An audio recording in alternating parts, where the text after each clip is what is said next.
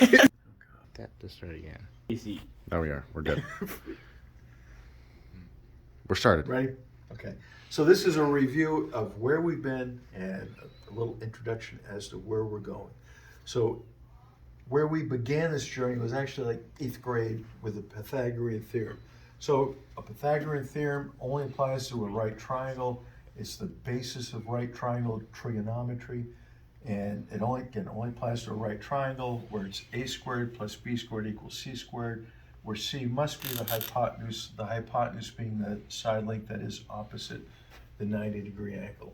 And you probably recall that there are certain triplets that satisfy the Pythagorean theorem, such as 3, 4, 5. So if the leg lengths are 3 and 4, the hypotenuse is 5, and clearly this satisfies the Pythagorean theorem. So the Pythagorean theorem can actually be written as a if and only if statement. So in other words, a triangle is a right triangle if and only if a squared plus b squared equals c squared. That is another way to present it. And so 3, 4, 5 is one example. 5, 12, 13 is another triplet. And if they're not triplets, let's say for example, I knew that side length A is equal to 4 and B is equal to 6. To find C, you do 4 squared plus 6 squared equals C squared. 36 plus 16, and add those two together is 52.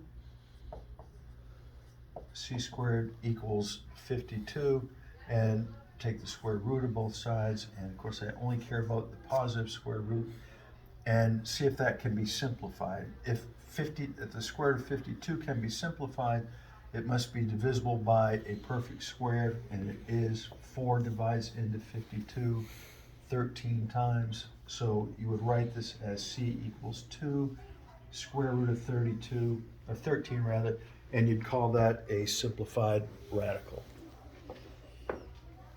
So hopefully that rings a bell. And I think you first do that in Algebra 1, revisit that again in geometry, and at Algebra 2 time, this is something you should be able to do real fluid. So again, here's the basis of everything we do is the right triangle. And then we found that there are 2 special right triangles. The first special right triangle comes from a square having 4 right angles, 4 equal sides, and just consider the diagonal. If you put the diagonal into a square, now this is a hypotenuse of a right triangle. If this is x and this is x, well, what does c equal? Well, Pythagorean theorem tells me x squared plus x squared equals c squared, or 2x squared equals c squared. Solve this for c, and c equals x times the square root of 2. So that tells me that whatever the side length is, or the leg length in this triangle, if I multiply it by the square root of 2, I'll get the hypotenuse. Or if I know the hypotenuse, I would divide that by the square root of 2 to find the leg length. The other special right triangle comes from half of an equilateral triangle.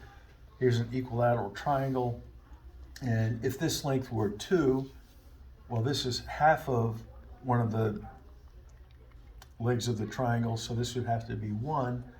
And how high would that height be? Well, this would be 1 squared plus, let's call that h for height, plus height squared equals c squared, or 2 squared. This is 1 plus h squared equals 4. Subtract 1 from both sides. H squared equals 3, or the square root of h the square root of h squared is h. Square root of 3 is the square root of 3. So this length would be the square root of 3.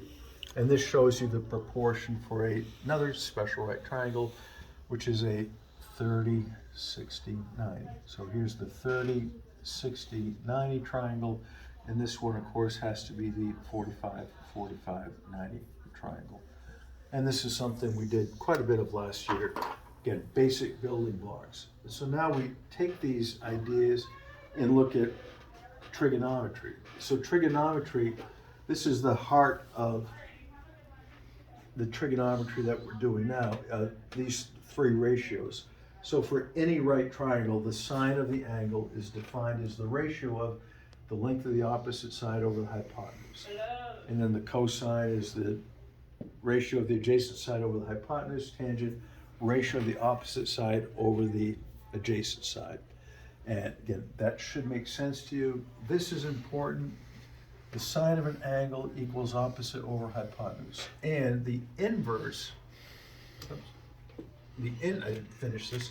The inverse sine of the opposite over the hypotenuse is equal to the angle measurement, theta. All right, so if I take my special right triangles, these relationships, I can now define the sine of an angle. The sine of a 30-degree angle, here's 30 degrees, is the opposite over the hypotenuse, it's 1/2. The sine of a 45-degree angle, 45-degree angle is equal to opposite over adjacent. That's 1 over the square root of 2, which simplifies to 2 over 2. And then the 60-degree angle, here's 60, it's the square root of 3 over 2. So I built this table. I can make a graph of this, but before I make a graph, I need to be able to convert degrees into radians. Remember, there are 2 pi radians in a circle and 360 degrees. So pi radians equals 180 degrees. 90 is half of 180, so this is pi over 2. This is half of 90, that's pi over 4. 30 is 1/6 of 180, that's pi over 6, that's obviously 0. And 60 is twice that, it's pi over 3. So if I graph this, so again, this is my radians and degrees. What does that look like? The sine of the angle that is 0 is 0. Pi over 2 is 90, and it curves up like that. Sine of 180 degrees is 0. It has to go back here.